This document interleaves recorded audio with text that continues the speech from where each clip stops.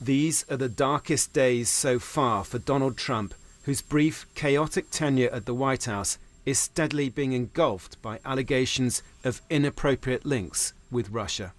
Director, if you would please rise. So much so that a former FBI director, Robert Mueller, has now been called in as a special prosecutor to lead the growing investigation into the allegations.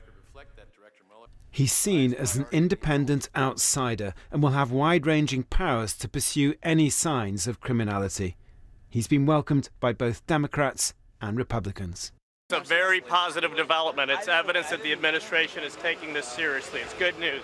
I don't believe it was necessary. I don't, as a general rule, believe in special counsels. I think they can go off on their own. Having said that, I have a lot of confidence in Bob Mueller. So if there has to be a special counsel, they made an excellent choice.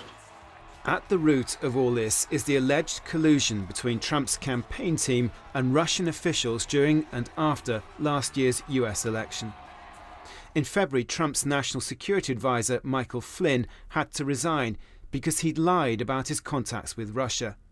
The next day, it's now emerged, the president allegedly asked the FBI director, James Comey, to drop the investigation into Mr. Flynn, allegedly saying, "I hope you can see your way to letting this go." But in March, Mr. Comey went public for the first time about the Broda FBI investigation. And on May the 9th, he was sacked, with Mr. Trump saying it was his decision and that this Russia thing with Trump, as he put it, was a factor.